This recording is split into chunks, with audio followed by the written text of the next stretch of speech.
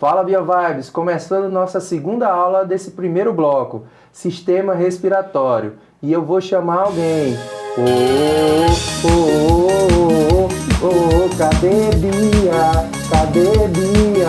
Olha aqui, olha, minha assistente preferida, tá? Aqui é Bia Biologia. Ah, é a menina que ajuda você a entender biologia. É a minha filha que está aqui participando ativamente para participar de uma forma que ela faça aqui o que você faz em sala de aula, que você tire sua dúvida. Então, bora para o assunto da aula de hoje, que é sistema respiratório. Então, olha só, BioVibes, sistema respiratório também é um dos sistemas mais importantes do Enem. Então, já está aparecendo aí para você, sistema respiratório. E falando de sistema respiratório, apareceu uma mitocôndria. O que tem a ver com isso?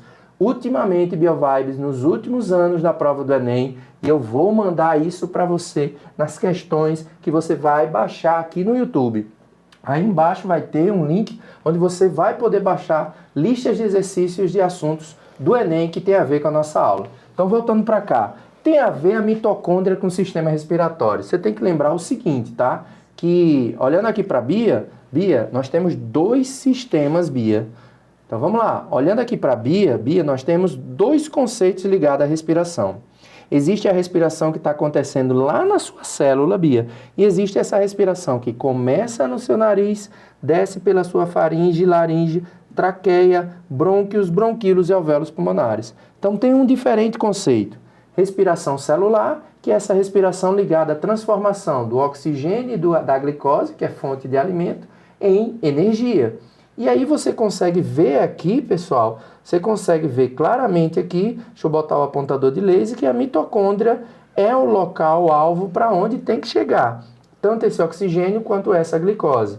A mitocôndria pega a glicose, pega o oxigênio que veio da respiração e transforma em resíduo, gás carbônico, que vai sair da respiração, junto com água, inócuo, vai participar da própria célula e do organismo. E moléculas de energia, o famoso ATP, que é a nossa bateria, nossa pilha de energia. Então, ultimamente no Enem, a maioria das questões ligando a respiração estão puxando o conceito de respiração celular. E a respiração pulmonar, que nada mais é do processo de obtenção do oxigênio e eliminação do gás carbônico, não vem aparecendo muito. Então, passando aqui o slide para você, você vai ver uma imagem que é característica do processo de respiração celular. Então, acompanhe aqui comigo, BioVibes. Você tem a glicose que sofreu o processo de digestão, então a gente vai estudar na aula de sistema digestório. Essa glicose chega via sangue, que nós vimos na aula 1, se tiver dúvida acompanha lá no vídeo da aula 1 anterior. E aí essa glicose chegando pelo sangue até o contato das células, ela vai entrar pela membrana celular e vai chegar no citoplasma, que nós chamamos também de citosol. Lembra, BioVibes, que isso aqui a gente vai ver lá na aula de endócrino, cai muito no Enem. Todo esse processo de entrada da glicose depende de um hormônio. E aí, Bia, qual é o hormônio? Você lembra qual é o hormônio que faz com que a glicose entre dentro da célula? Não. Ela não lembrou, mas você sabe. Responde aí para Bia. Muito bem. Começa com in e termina com insulina. É isso aí. Insulina é o hormônio que faz com que a glicose entre dentro da célula, Bia. E aí essa glicose ela sofre uma digestão parcial, que é a transformação parcial. Ela sofre o processo de glicólise, que é na ausência de oxigênio. É semelhante ao processo de fermentação. Ela é quebrada em duas moléculas de ácido pirúvico. Esse ácido pirúvico, aí sim, ele entra dentro da mitocôndria e lá nesse líquido mitocondrial, chamado de matriz mitocondrial, vai ocorrer a chamada reação do ciclo de Krebs, ou ciclo do ácido cítrico, é a mesma coisa. Onde nesse ciclo, o ácido pirúvico é transformado em acetil, ligando-se ao coenzima A, que é derivado de vitamina, e vai liberar prótons de hidrogênio. Ou seja, vai liberar moléculas ricas em energia. Essas moléculas ricas em energia serão recebidas por transportadores, os NADs e o FAD, e serão levados até a membrana interna da mitocôndria, aonde vão ser retirados e a energia desse fluxo de prótons de hidrogênio faz com que uma proteína chamada de sintetase do ATP, que está aqui nessa membrana interna, gere energia suficiente para gerar ATP. tá certo? Então, esse é o processo de respiração de uma forma simplificada, que a gente vai aprofundar em outras aulas, mas de uma forma geral você precisa lembrar, tá certo? Então, continuando no mecanismo, depois de falar da respiração celular, nós vamos falar da respiração sistêmica, né? Do processo de trocas gasosas. Então, acompanhe aqui comigo. Eu mostrei aí no corpo de Bia e você vai acompanhar aqui comigo. Então, o ar entra pelas narinas. As narinas têm a função de aquecer, filtrar e umedecer o ar. Por isso que nós temos os pelinhos e os mucos, e o muco que é produzido. E os mucos não, Bia Vibes. E o muco que é produzido nessa cavidade nasal. Ele prende essas impurezas, formando a meleca, né, que a gente conhece normalmente. E esse muco também serve para tornar o ar mais úmido, tá? Favorecer a umidificação desse ar, que auxilia no processo de trocas gasosas. Então, lembrando, Bia, nas cavidades nasais, o ar é filtrado, aquecido e umedecido, tá? Esse ar segue, Bia, acompanha aqui comigo, ó. Esse ar segue em direção à cavidade nasal, ele vai passar por onde, Bia? Aqui pela região da faringe, depois laringe. Ela pode seguir, esse ar pode ir para o esôfago, gerando até incômodos gástricos, por isso, Bia, que não é interessante comer falando, porque entra ar no estômago, olha aí, Bia que não gosta de falar, tá? Ele segue em direção ao estômago, Bia, e pode causar incômodos, mas o certo é que ele seja direcionado para a traqueia, que é ramificada em dois lados, brônquio direito e brônquio esquerdo, aonde aqui vai se ramificando cada vez mais, em bronquíolos e alvéolos pulmonares. Uma observação, esse ano, pessoal, nós tivemos um vírus muito presente que não era encontrado, principalmente afetando crianças. A gente aqui que estuda, né, como vocês sabem, eu sou estudante, graduando de medicina e professor de biologia, então nós vimos aqui no Nordeste, onde eu moro, Natal, a presença de muitas crianças com vírus que foi, infelizmente, letal para algumas delas, o vírus sincicial, que é um vírus que não tem cura, que ataca crianças, idosos e adultos também, mas vocês sabem, para a criança, um organismo ainda em formação fragilizado, é muito perigoso. Infelizmente, trouxe óbitos para muitas crianças. Não tem cura, não tem tratamento, pelo menos até agora. É um perigo muito grande. Então, por isso, devemos sempre ter cuidado com as criancinhas, tá? E esse ar chega até os alvéolos pulmonares. Qual a importância, Bia, desses alvéolos pulmonares? Esse mecanismo. Então, lá na aula de sistema cardiovascular, Bia, nós vimos que as células precisam de oxigênio. Da onde que vem esse oxigênio? Da nossa inspiração. Então, o ar ambiente tem oxigênio, Bia, e esse oxigênio segue, ó. Passa aqui, no caso, vem cavidade nasal, faringe, laringe, traqueia, brônquio, bronquíolo, até chegar nesses alvéolos pulmonares. Bia, por que eles são assim, apertadinhos em formatos de caixinha de uva? É uma característica da natureza. Quando eu preciso de muita área para troca, eu não posso ter uma área muito plana, porque isso ocupa muito espaço, o nosso corpo é compacto. Então, com a saída da natureza, esses tecidos, Bia, eles se enrolam sobre ele mesmo várias vezes. Então, a gente encontra isso no cérebro, no alvéolo pulmonar, a gente encontra isso no intestino. Então, aqui no alvéolo é o tecido que se enrola sobre ele mesmo várias vezes. E sobre o alvéolo pulmonar eu tenho uma grande quantidade de vasos sanguíneos. Para quê? Para que o gás carbônico que chegue no sangue venoso seja lançado para dentro do alvéolo e do alvéolo seja lançado para o sangue o oxigênio, como você está vendo aqui embaixo. Ó. O oxigênio sai do alvéolo para a hemácia e da hemácia e do plasma sanguíneo vem o gás carbônico. Esse processo de troca não pode esquecer, viu, Bia? Hematose. Trocas gasosas nos alvéolos pulmonares. Olha aqui, Bia, que interessante. Camada simples de célula, tanto no vaso sanguíneo, no capilar, quanto também no alvéolo pulmonar.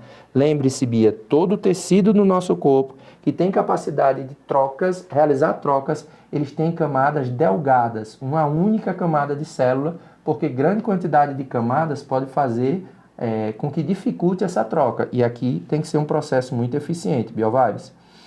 Então, passando aqui, voltamos aqui para o início, continuando aqui nos slides, nós temos o seguinte, passamos aqui pela respiração, passamos aqui pelos órgãos respiratórios, passamos aqui pelo mecanismo de hematose, e aí eu falo para vocês justamente dos principais gases respiratórios que nós temos na natureza, Bia.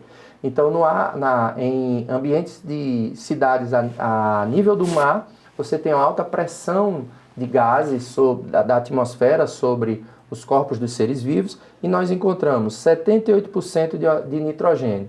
Esse gás, ele entra, pessoal, e sai. Ele não é absorvido, não é utilizado em condições normais de temperatura e pressão. Depois você pode pesquisar aí, ele é muito perigoso para mergulhadores, que estão expostos a uma pressão totalmente diferente, tá? Processos gerados de embolia, formam bolhas gasosas no corpo do ser humano. O que é do nosso interesse é o oxigênio, algo em torno de 21%, e o gás carbônico, a quantidade muito pequena. E olha que essa quantidade pequena pode gerar um efeito cada vez mais nocivo se ela aumenta em poucos por cento, que é o aquecimento global, que a gente vai falar lá nas aulas de ecologia. E aqui nós temos o ar inspirado e o ar expirado. Observe uma característica interessante, BioVibes.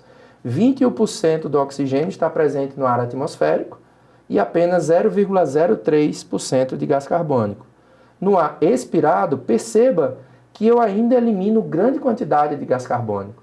Perceba que de 21%, apenas uma pequena parte fica no seu corpo. 14% desses 21% é jogado fora. Significa dizer o quê? Que nosso corpo desperdiça? Não, é porque tem muito oxigênio presente. Quando é que a gente sente diferença? Quando a gente vai para um país como a Bolívia e nós encontramos lá um ar rarefeito com a menor quantidade de oxigênio. E aí, por consequência, essa quantidade baixando, a nossa capacidade de levar ele para as células é cada vez menor. E aí, BioVibes, para a gente finalizar essa parte de sistema respiratório, um ponto importante. Vocês percebem que a nossa prova de biologia vem se tornando cada vez mais complexa, né? É só olhar as questões dos últimos 5 anos que a prova de biologia vem se tornando um referencial e também um diferencial para cursos bem concorridos. Então, olha aqui nessa imagem. O tecido corporal libera gás carbônico. Esse gás carbônico ele tem 3 caminhos para ser conduzido até o pulmão. Ele pode se ligar à hemoglobina na hemácia, tá certo? Ele pode se ligar à hemoglobina na hemácia, formando a carbohemoglobina, ou ele pode se ligar à água, formando um ácido fraco chamado de ácido carbônico. Esse ácido não pode estar em grande quantidade, então ele é dissociado em bicarbonato e o H+, que é liberado, fica também preso na hemoglobina. Dessa forma, ele é conduzido pelo sangue até o pulmão. E lá no pulmão, essa relação é desfeita. Ó. O bicarbonato se une com o hidrogênio que estava preso na hemoglobina, forma o ácido carbônico, que se desfaz em gás carbônico e água. A água permanece no nosso organismo e o CO2 é jogado fora. A enzima que faz isso, anote aí, BioVibes, anidrase carbônica. É uma enzima muito importante nesse processo. Tá certo? Então tá aqui, ó, maior quantidade de gás carbônico e entra na hemácia, reagirá com a água, formando ácido carbônico e dissociando em H+ e HCO3-. Então dessa forma nós terminamos essa revisão geral sobre sistema respiratório e respiração e agora biobiologia, ela vai começar. Vocês gostaram? Eu vou chamar de novo. Cadê Bia? Cadê Bia? Chamei e ela vem agora para ler o exercício para a gente. Oi! Então, essa questão é do Enem 2022. Os ursos, por não apresentarem uma hibernação verdadeira, acordam por causa da presença da termogenina, uma proteína mitocondrial que impede a chegada dos prótons até a ATP sintase, gerando calor. Esse calor é importante para aquecer o organismo, permitindo seu despertar. Em qual etapa do metabolismo energético celular a termogenina interfere? A. Glicólise. B. Fermentação lática. C. Ciclo do ácido cítrico. D. Oxidação do piruvato. Ou E. Fosforilação oxidativa. E aí, Bia, qual a resposta que você acha que é? A. E. Letra E, de novo, Bia. Bia só chuta na E. Na dificuldade, ela vai na E. Pessoal, não vá por ela não, viu? Não tem esse negócio de chutar, não. Vamos lá. Então, pessoal, questão interessante, Bia. Questão do Enem que mostra aquilo que eu falei na aula. Não só o sistema circulatório, os órgãos, o processo de hematose aparece. Então, pode ter questões ligadas ao conceito de respiração celular, que a gente falou no início. E lá na aula de citologia, num bloco mais para frente, você vai acompanhar aqui com a gente. Então, perceba que ele falou de um assunto ligado ao controle térmico, ou seja, ao controle da temperatura dos animais homeotérmicos. Nós somos animais homeotérmicos. Então a gente gasta energia para manter a temperatura do nosso corpo constante, tá certo? Então vamos lá. Ele diz aqui, ó, que os ursos não apresentam a hibernação verdadeira. Eles acordam por causa da presença da termogenina, ou seja, eles têm uma proteína na mitocôndria que impede a chegada dos prótons ATP sintetase. Pessoal, a gente falou na aula, volta aí um pouquinho, que você vai encontrar na aula esses prótons falados com a gente. Os prótons, eles são liberados ao longo tanto da glicólise quanto do ciclo do ácido cítrico de Krebs e são utilizados lá na cadeia respiratória, que é também chamada de fosforilação oxidativa. E isso faz com que ele produza ATP e, como consequência, a energia não se perde, a energia não se cria, perdão, é transformada, e essa transformação de energia gera calor, como nós lemos, tá? Em qual etapa do metabolismo energético celular ela interfere? Então, como o Bia falou, muito bem, por sinal, o que acontece? Glicólise é a etapa inicial, então eu não vou ter proteína controlando a produção de ATP, tá certo? Eu não vou ter a ATP sintetase. A ATP sintetase está na última etapa, que é a fosforilação ou cadeia oxidativa. Fermentação lática ela é um processo anaeróbio, na ausência de oxigênio. Ciclo do ácido cítrico é a mesma coisa do ciclo de Krebs. Então lá eu não tenho a ATP sintetase, eu tenho extração de prótons de hidrogênio. E a oxidação do piruvato, ela ocorre para transformar em acetil e dar início ao ciclo de Krebs. Por isso que Bia acertou mais uma vez, e dessa forma você consegue gabaritar essa prova do Enem do jeito que vier. Beleza, BioVibes? Valeu, até a próxima. Bia, qual é o recado? Se inscreva no canal, ative o sininho e dê like. Senão não passa. Valeu, BioVibes. Valeu, valeu.